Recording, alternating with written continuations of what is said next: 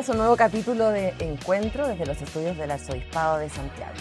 Hoy día vamos a salir de los temas que son pastorales propiamente tal, pero no de los temas que son ajenos a la Iglesia, porque hoy vamos a hablar de reinserción, vamos a hablar de oportunidades, vamos a hablar a la larga también, porque no, de perdón, entre otras cosas.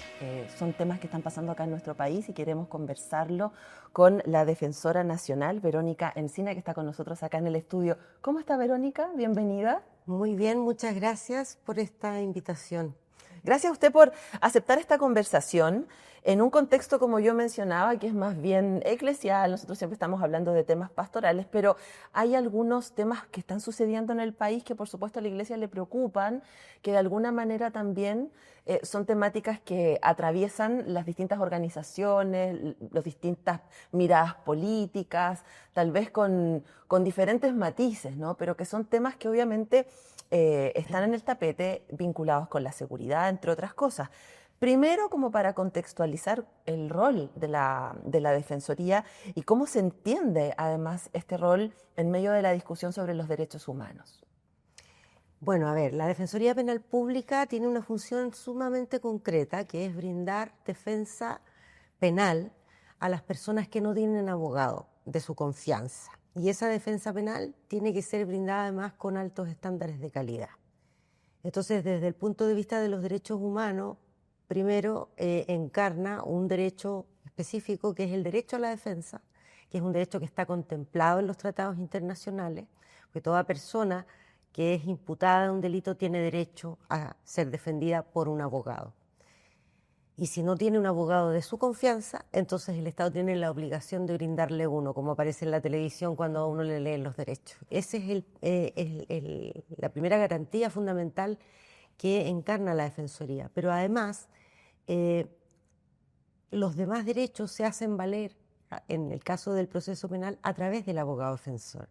Entonces, es una garantía que tiene por finalidad también hacer carne otros delitos, otros derechos, ¿no? El derecho a la presunción de inocencia, el derecho a ser oído, el derecho a un trato digno, etcétera, ¿no? Entonces, sin el abogado defensor, esos derechos no se podrían concretar y el Estado no tendría cómo resguardarlos, ni la persona hacerlos valer, que es lo más importante. Estamos en un momento bien complicado en temas de seguridad, no solamente en nuestro país, esto es algo que atraviesa en general América Latina, el mundo, donde hay una mirada súper castigadora. Y está bien, quien infringe la ley tiene que pagar, tiene que cumplir lo que corresponde, pero también tiene que pasar por un proceso donde se pueda defender. ¿Qué tan complejo es para ustedes como organismo explicarle en el fondo a la ciudadanía? No es que estemos defendiendo lo indefendible, no es que estemos apoyando la delincuencia, porque muchas veces uno escucha, ¿no? Es como, puede ser desde la ignorancia, claro, pero también desde el temor, igual se entiende, es como, pero ¿por qué están defendiendo a este gallo? Que gracias a su choque murieron estos niñitos, en fin. Es complejo, es una pega compleja. Así es. Bueno, sí, es un trabajo que hay que constantemente explicar porque es contraintuitivo, ¿no? Pero en todos los estados democráticos se reconoce el derecho a la defensa, que pese a ser contraintuitivo, incluso contramayoritario, porque va contra, tal como su nombre lo indica, contra lo que la mayoría requiere, ¿no? O considera mejor, que es defender a las personas acusadas de un delito. Todos los estados comprenden también que esas personas todavía no se prueba su culpabilidad, que la presunción de inocencia es fundamental, porque si nosotros no damos esa posibilidad y esa obligación al Estado de probar que uno es culpable, en definitiva pueden cometerse muchas injusticias. Y por lo tanto, cada vez que sea necesario, nosotros lo vamos a explicar.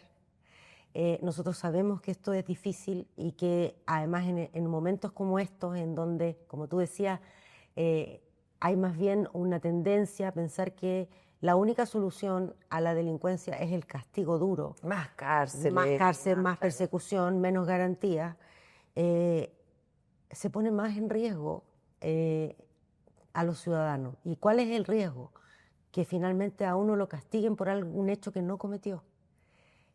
La privación de libertad, la cárcel, por un hecho que no cometiste, que eres inocente, es una vulneración grave de los derechos. Y eso es lo que se busca evitar con la presunción de inocencia y con el derecho a defensa. El abogado defensor no necesariamente alega inocencia en todos los casos. Hay veces que lo que se pide es una pena justa, una pena adecuada, que se reconozcan las atenuantes, etc. Tiene que haber un equilibrio. Hay un organismo, que es el Ministerio Público, que se encarga de acreditar los delitos, que busca, que investiga, que se coordina con la policía y recopila las pruebas, y eso está súper bien. Pero eso tiene que tener un equilibrio, que es un abogado defensor que fiscaliza que esas pruebas se obtengan legalmente, que no se vulneren los derechos de otras personas para obtenerlas, ni los derechos del imputado, y que efectivamente ese hecho se haya cometido, ¿no? ¿Qué tan importante es cuando usted habla de una pena justa para una persona que, claro, que comete un delito? Y aquí ya entro en un debate bien polémico para muchos, pero cuando la pena no es justa, ¿qué tanto puede afectar a que alguien pueda reflexionar, darle una vuelta a lo que hizo y volver a insertarse en la sociedad? Bueno, efectivamente es difícil la reinserción, con mayor razón la reflexión, ¿no? Tanto con la pena justa como la injusta, pero con la pena injusta, por cierto, que es prácticamente imposible, porque el castigo para que produzca algún grado de arrepentimiento, de una reflexión en ese sentido, tiene que ser proporcional y tiene que ser adecuado al hecho que ocurrió. Una pena injusta es una pena desproporcionada, es una pena que castiga más allá de lo que realmente corresponde, sea jurídicamente como también desde el punto de vista humano, por así decir, ¿no? Hay un desequilibrio. Eso es básico. Lo primero, para que pueda haber algún tipo de reflexión encaminada a un perdón o a un arrepentimiento, es que la pena sea ajustada al hecho que uno cometió. Primero que lo cometió uno y luego proporcional. Pero además, tiene que haber mecanismos. El Estado no funciona solamente en base a las convicciones individuales. La persona puede estar sumamente arrepentida, puede haber incluso querer reparar incluso a la víctima, por ejemplo. Pero si no hay condiciones para ello, es muy difícil. Entonces el Estado tiene que generar esas condiciones. ¿A través de qué? A través de un entorno dentro de la cárcel, primero, que favorezca una vida digna, porque lo que se priva es la libertad, no otros derechos, y con eso prepararse para el momento de salir, ¿no? Y cuando salga a la vida nuevamente, a la vida social, esa persona pueda trabajar, pueda formar una familia, pueda tener un vínculo y no sentirse nuevamente discriminada, separada de la sociedad, porque eso puede llevarle incluso a reincidir. Qué importante eso, Verónica. Y ahí llegamos a un punto donde la Iglesia y el discurso que usted nos entrega ahora se juntan, se unen, porque nosotros hemos estado conversando acá con la hermana Nelly León, por ejemplo, que hace un trabajo maravilloso con las mujeres que están privadas de libertad. También tenemos casos como el padre Nicolás Vial, el trabajo que hace Paternitas, en fin, donde se busca justamente estar en lugares donde da la impresión, Verónica, nadie quiere estar. Exactamente. Sí, a ver, la cárcel y yo diría que quizás también los hospitales psiquiátricos, ¿no? Son los lugares donde los grupos sociales más discriminados, más rechazados por la sociedad. Se comprende, como decías tú al comienzo, ¿no? Hay, respecto de los grupos o de las personas que han cometido delitos, han provocado un daño, una fractura social. Y por eso la sociedad los castiga. El punto es que estamos en un contexto en que somos todos seres humanos y en eso, más allá de las creencias que uno pueda tener, ¿no es cierto?, las enseñanzas cristianas dicen que todo ser humano tiene derecho, ¿no es cierto?, a volver a empezar, a que se le perdone y incluso a reparar esa historia que construyó o ese error que cometió. Y eso lo tienen muy claro las personas que están privadas de libertad, ¿no? pero la sociedad no siempre lo tiene claro. Y como digo, de alguna manera genera situaciones que hacen entrar en un verdadero ciclo o círculo vicioso de que cierra puertas en vez de abrirlas, ¿no? Ahora, existen también muchas personas, instituciones, bueno, la iglesia, que se preocupa de esto. Pero como Estado hoy día, yo diría que hay poca sensibilidad por este tema y hay que trabajar porque eso vuelva, se recupere, porque hay humanidad detrás de eso. Como tú bien dices, los ejemplos que da de la hermana Nelly, de Paternita, son personas que parten de una mirada misericordiosa, ¿no?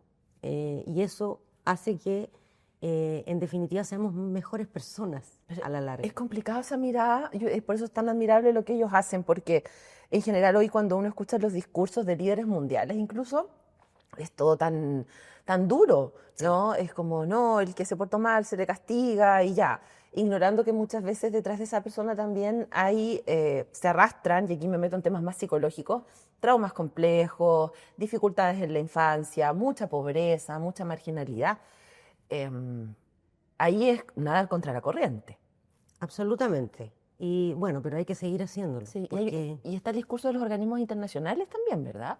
bueno, de hecho, los tratados internacionales que resguardan derechos humanos o que reconocen derechos humanos y que están todos reconocidos por Chile prácticamente, justamente buscan eh, resguardar los derechos de las personas que están en esa situación contramayoritaria.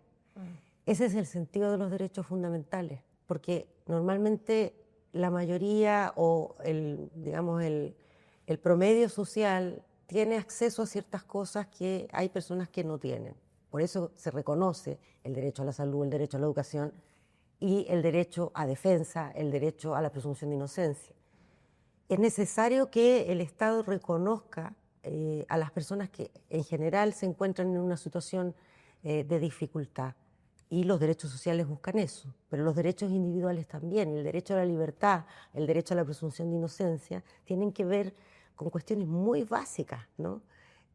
Muy básicas, que si nosotros, como digo, nos olvidamos de que existen, hoy día se dan por hecho, pero si nosotros nos ponemos solamente por un minuto en la situación de que nos condenen por un delito que no cometimos, todo cobra sentido inmediatamente. Y a cualquiera le puede pasar. Exactamente. Nadie está libre de eso. Exactamente. ¿Cómo es el trato frente a la situación de los migrantes que cometen delitos acá en nuestro país? Ellos tienen acceso también a estos mismos derechos, ¿verdad? Sí, los migrantes tienen derecho a un abogado defensor igual que cualquier persona de nuestro país, chilena, así como los adolescentes, las mujeres. La situación de ellos, así como también de las mujeres, de los adolescentes, es una situación de doble o mayor vulnerabilidad. Nosotros como Defensoría Penal Pública tenemos que dar acceso a defensa a todas las personas y particularmente a aquellas que están en una mayor situación de vulnerabilidad. Hoy día nos preocupa mucho, por ejemplo, que en las cárceles ha aumentado porcentualmente, no cuantitativamente, sino que en proporción, el número de mujeres imputadas, privadas de libertad en prisión preventiva, y dentro del grupo mujeres, las mujeres migrantes, que lamentablemente alguien me podría decir, bueno, pero si cometen delitos, pero no están allí por delitos más graves que los hombres. En general están allí por una situación de vulnerabilidad que genera tanto su condición de mujer como su condición de migrante, y también se añade a eso la condición de pobreza, ¿no? Y esa triple causal de discriminación lleva muchas veces a las mujeres, por ejemplo, a estar imputadas por delitos de tráfico de pequeñas cantidades de droga que tienen que ver con la supervivencia. Bueno, allí tenemos una situación muy compleja, ¿no? Y la Defensoría Penal Pública se traduce, finalmente termina siendo una de las pocas instituciones que brindan algún grado de apoyo a esas personas. O sea, es sumamente importante que eso se mantenga. Estaba pensando, a propósito de lo que usted mencionaba, que la literatura es bien interesante frente a este tema, Víctor Hugo en Los Miserables, ¿no? Cuando habla de este personaje, de su protagonista, que comete un crimen impulsado por el hambre. Así es. En medio de una Francia absolutamente, justamente con problemas sociales, en fin, poco antes de la Revolución.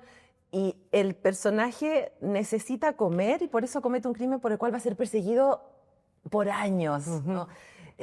La misma historia y la literatura un poco nos habla de la humanidad, nos recuerda justamente ese tema, que muchas veces el ser humano por sobrevivencia, y lo iba a plantear como un tema, pero usted lo presentó muy bien, comete estos, entre comillas, delitos, ¿no? Y por eso también volvemos a la necesidad de que exista un ente que defienda a la persona más allá de si lo hizo o no lo hizo, sino que también por qué lo hizo.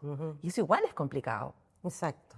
Ahora, eso no justifica, ¿ya? Por Y supuesto. la defensa no porque la persona se ve en esta situación de vulnerabilidad, el sistema va a reconocerle un atenuante, pero sí es una situación que socialmente nosotros tenemos que mirar, porque es preocupante, ¿no? Que las mujeres más vulnerables del país, ya las mujeres per se no son, están en una condición de mayor vulnerabilidad que los hombres, pero además las que están en una situación adicional de vulnerabilidad, como es la pobreza y la migración, se ven más expuestas a vulneraciones de derechos, ¿no? Entonces, eso es lo que nos preocupa. Independientemente de que si una persona ha cometido un delito, tiene que sufrir su castigo, ¿no? Que establece la ley, el Estado no tiene por qué vulnerarla más aún. Por ejemplo, hay una situación que le ocurre solo a las mujeres privadas de libertad y no a los hombres. Las mujeres privadas de libertad suelen perder sus hijos en los tribunales de familia, cosa que no le sucede a los hombres. Los hombres, padres de familia, siguen viendo a sus hijos. Ah, claro. Las madres los llevan a la cárcel, siguen teniendo un vínculo con ellos hasta que salen en libertad. En cambio, las mujeres se ven expuestas a que un familiar... Nadie más los lleva, claro. Los lleva y de hecho los pierden o incluso se les otorga la tuición o los cuidados personales en familia porque la mujer, la madre, está privada de libertad, lo que implica un prejuicio y un daño adicional a la familia, ¿no? Esos hijos luego, si es que no tienen un cuidado adecuado, podrían verse expuestos también se va al repitiendo la círculo. historia. Exacto. Qué Entonces, tremendo. Y ahí te entramos también en otro tema que usted ya lo mencionó hace un rato atrás, que es los adolescentes, ¿no? Ahí hay otro mundo muy complicado porque están estos adolescentes que han visto su infancia vulnerada y que crecen en hogares donde muchas veces se ven expuestos, que no son cárceles, sino que son estas residencias donde se ven expuestos también, como son sujetos vulnerables, muchas veces el narcotráfico entra ahí, como son personas con trauma complejo, cuesta también para sacarlos de ese tipo de circunstancias, donde se les ofrece familia, donde no hay familia, donde son utilizados para delitos. Ahí también me imagino que la Defensoría cumple un rol clave en proteger a estos adolescentes, que es fuerte porque por muy tremendo que sea el crimen siguen siendo niños. así es, niños, niñas, adolescentes, así se denomina por la regulación internacional y ahora nuestra. NNA, claro. Nosotros igual en esto quiero decir que hay harta estigmatización, ¿no? De los niños, niñas, adolescentes. Ha habido una constante disminución de los delitos cometidos por niños, niñas y adolescentes desde que se instauró la ley penal adolescente, que se reconoce al niño, niña y adolescente como un sujeto de derecho, pero también como una persona con obligaciones y que puede cometer delitos y ser castigado por eso. Antes no era así, antes teníamos una legislación distinta.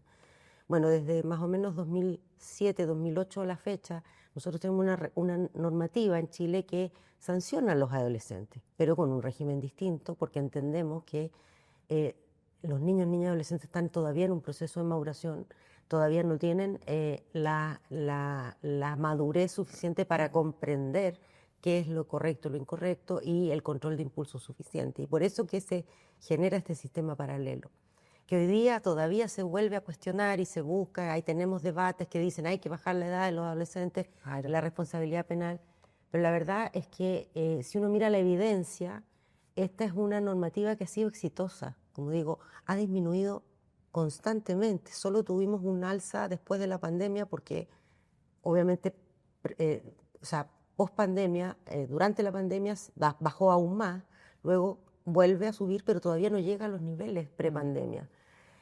Entonces, quiero primero señalar eso, porque hay mucho prejuicio en relación con los niños, niñas, adolescentes, como que son las personas más malas las que cometen los delitos más graves.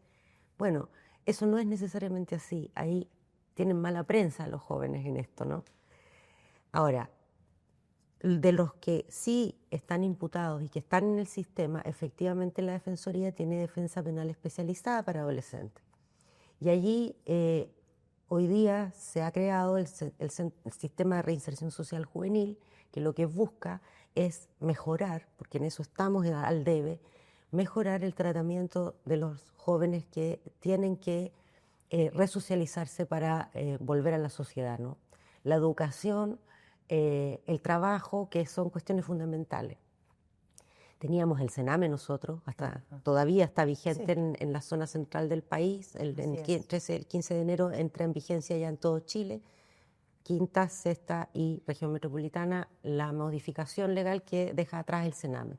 Y separa, ¿no?, la protección de los niños, niñas y adolescentes de la reinserción social. Y bueno, esperamos, así ha sido a lo largo del país, esperamos que esto profundice y mejore la realidad de los niños y niñas que están en el sistema proteccional, por un lado, porque es muy importante la red de apoyo de los niños que están en situación de abandono. Es allí donde, si no se interviene oportunamente y adecuadamente, entonces todo el sistema posterior de los jóvenes y luego de los adultos se ve fracasado. Buscar esos vínculos. Es allí donde hay que trabajar. Ahí está la prevención real. Y luego, ya cuando se comete el ilícito, entonces hay que poner mucho esfuerzo en la reinserción. Nosotros tenemos bastante confianza de que esta modalidad, esta nueva ley, va a fortalecer ese ámbito que está debilitado, efectivamente. La intervención, ¿no?, de los jóvenes que están en los sistemas de privación de libertad de jóvenes, niños, niñas y adolescentes, no ha mostrado un éxito suficiente, ¿no? Esperamos que el sistema de reinserción social lo mejore. Y bueno, el fortalecimiento de la familia, allí es fundamental, las redes, la misma iglesia, el mensaje, ¿no?, es súper importante, porque finalmente el abandono, la soledad, es la que va generando, y la falta de redes, es la que va generando que los jóvenes y los adolescentes se junten, ¿no?, y empiecen a tener malas juntas y empiecen a incurrir en conductas infractoras de ley. No, claro, en una edad donde los vínculos son claves, ¿no? Clave. La búsqueda de referentes también es muy importante. Se nos pasó el tiempo, está muy interesante esta conversación. Verónica Encina, Defensora Nacional, gracias por venir a Encuentro y, bueno, bienvenida cuando quiera para seguir hablando de estos temas que, como lo mencionábamos al comienzo, de alguna manera están tremendamente vinculados con el trabajo que desde la misericordia hace también la Iglesia en nuestro país. Gracias, Verónica. Muchas gracias a ustedes. Nosotros nos reencontramos la próxima semana en otro encuentro desde los estudios del Arzobispado de Santiago. Que estén muy bien. Chao, chao.